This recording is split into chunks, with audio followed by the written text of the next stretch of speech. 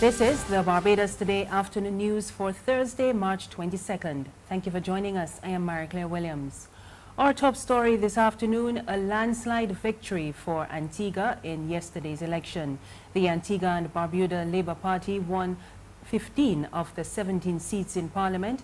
Prime Minister Gaston Brown's wife, Maria, a first-timer at the polls, also won convincingly in the St. John's Rural East constituency. Prime Minister Brown and Attorney General Stedroy Q.T. Benjamin were sworn in this morning, mere hours after scoring their victory. Brown says the victory was expected. We had a single disappointment, the fact that we lost All Saints East and St. Luke marginally by 10 votes. I think there was some level of negligence, unfortunately, so that in a sense was a form of disappointment because we knew that we were well on our way to winning all 16 seats on Antigua. We're also aware that Barbuda would have been a challenge, so the result of Barbuda was not necessarily surprising. But certainly in All Saints East and St. Luke, we had hoped to win that one, and unfortunately we lost it by 10 votes. All of the other results are exactly what we expected.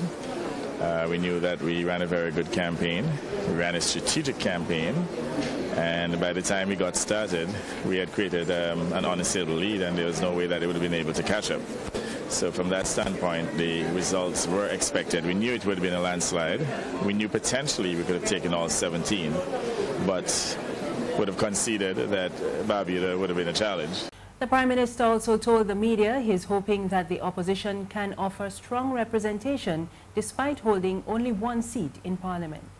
We would want an opposition that is certainly vibrant and one that will hold our government accountable, because we believe with that type of vibrancy and stridency, it will keep us on our toes. So in as much as we were pressing for all 17, we're not overly disappointed in the sense that we do recognize that there should be some level of opposition representation. What we hope, though, is that notwithstanding the small numbers, that they would do their research and that they would be responsible with the opposition, because we found that the previous opposition had become personal.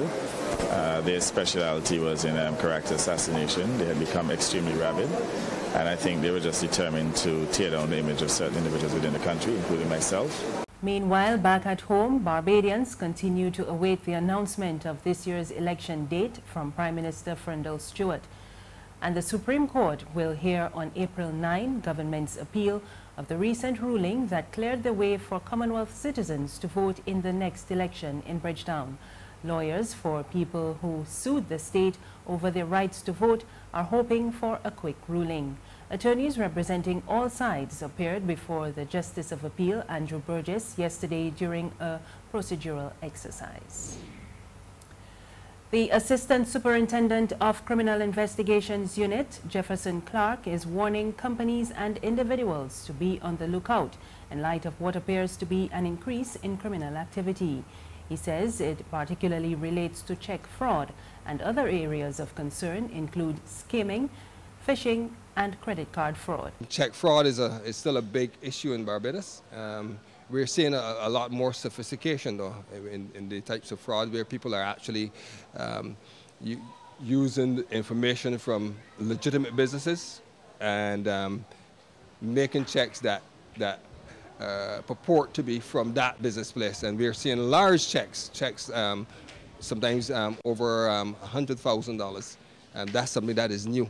Before, you would see more dishonored checks where maybe some person doesn't have enough funds in their account, and maybe they're doing business and making payment, and the check actually is dishonored. And we're also seeing people creating fraudulent documents to say that I'm working at a particular place. I'm working at a particular place and I'm working for this type of salary.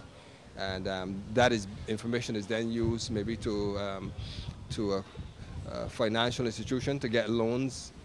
So these are all new types of frauds that we're seeing. There's regional and international news after this short break. I'm Professor Andrew Rose, the Central Bank of Barbados' 2018 Distinguished Visiting Fellow, and I'm delighted to be absorbing your beautiful island. Over the next few days, I'll meet and chat with different groups And on Tuesday, March 27th from 8:30 p.m., I invite you to converse with me and Julian Rogers on the topic, Looking Forward, how can Caribbean nations respond to global developments, of which there are many. The conversation takes place live on CBC TV8, VOB 92.9, CBC 94.7, CMC member stations across the Caribbean, and on www.centralbank.org.bb and Facebook. It's an occasion that you should not miss.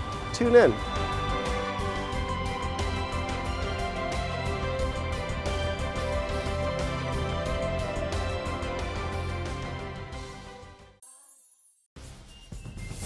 Thank you for staying with us. We're back with news from the region. St. Lucia's National Security Minister has announced an injection of $500,000 into repairs and upgrade of the island's forensic lab.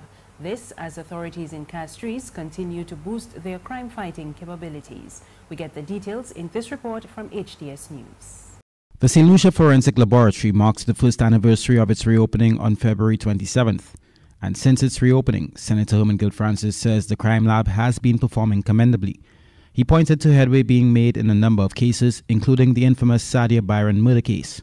However, the National Security Minister says to maintain optimal operations, money has to be spent, and according to him, it will be in the upcoming fiscal year. This year, government has decided that they're going to fix the lab. It will cost the government over $500,000 to do that. But the Prime Minister has assured me that he's going to get the money, and we are going to fix the lab. In short order. There are some vacancies that are available, like the Deputy Director and a couple other positions, like Exhibit Supervisor. Those positions are going to be filled. Again, I thank the Prime Minister for giving me those positions, for funding them, and we are going to make use of the funds as quickly as possible after the budget has been passed. The $6 million facility located in Tapia was formally opened in 2009. There have been issues, however, with accreditation, as samples for various forensic tests were still being sent overseas, a process which has been really costly for the government. That is where the training will come in.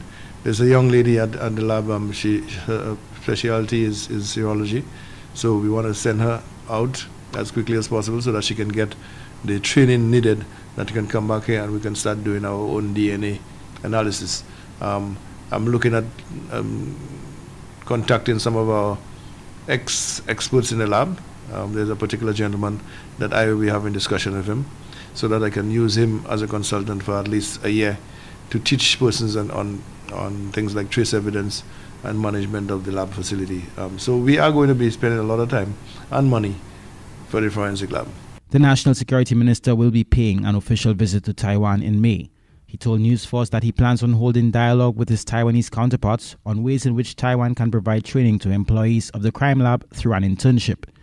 On the international scene, China is blaming U.S. export restrictions for its record trade surplus within the United States, but it says it is hoping that a solution can be reached to settle the issues between Beijing and Washington. We get more in this Reuters report.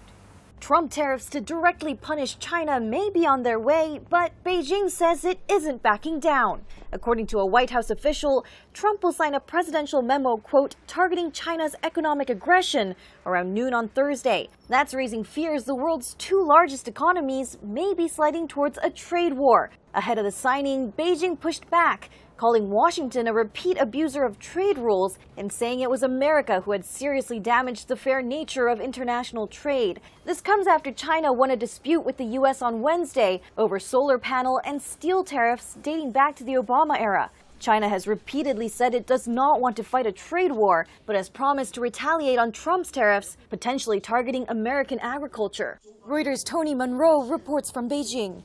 If this does escalate, if the U.S.